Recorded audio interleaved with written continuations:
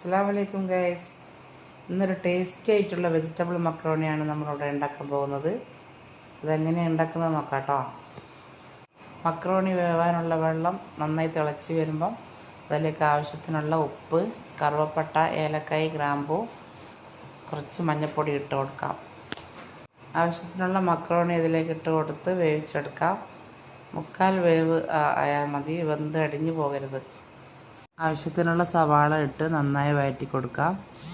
ആവശ്യത്തിനുള്ള ഉപ്പിട്ട് കൊടുക്കാം. ഇഞ്ചി, പച്ചമുളക്, വെളുത്തുള്ളി ക്രഷ് ചെയ്ത് ഇട്ട് കൊടുത്ത് നന്നായി വഴറ്റി കൊടുക്കാം. ആവശ്യത്തിനുള്ള തക്കാളി ഇട്ട് വഴറ്റി കൊടുക്കാം. തക്കാളി നന്നായി ഉടഞ്ഞു വരുമ്പോൾ അതിലേക്ക് മീറ്റ് മസാല, മഞ്ഞൾപ്പൊടി, കുരുമുളക് പൊടി, ഗരം മസാല ഇട്ട് കൊടുക്കാം. നന്നായി വഴറ്റി കൊടുക്കാം. അടുത്തതായി ബീൻസ്, ക്യാരറ്റ് ചെറുതായി കട്ട് ചെയ്ത് ഇട്ട് കൊടുത്ത് നന്നായി വഴറ്റി കൊടുക്കാം. വെജിറ്റബിൾസ് നന്നായി ഒന്ന് വെന്ത് വരുമ്പോൾ അതിലേക്ക് കറിവേപ്പിലയും മല്ലിയിലയും ഇട്ട് കൊടുക്കാം. വെജിറ്റബിൾസൊക്കെ ഒന്ന് നന്നായി വെന്ത് വരുമ്പം അതിലേക്ക് മക്രോണി ഇട്ട് കൊടുക്കാം. നന്നായിട്ടൊന്ന് മിക്സ് ചെയ്ത് കൊടുത്ത് അടച്ച് വെച്ചിട്ട് അടിയിൽ കട്ടിയുള്ളൊരു പാത്രം വെച്ച് 10 മിനിറ്റ് നേരം സിമ്മിലിട്ട് ദം ചെയ്തെടുക്കാം. അങ്ങനെ നമ്മുടെ ടേസ്റ്റി ആയിട്ടുള്ള വെജിറ്റബിൾ മക്രോണി ഇവിടെ റെഡി ആയിട്ടുണ്ട്.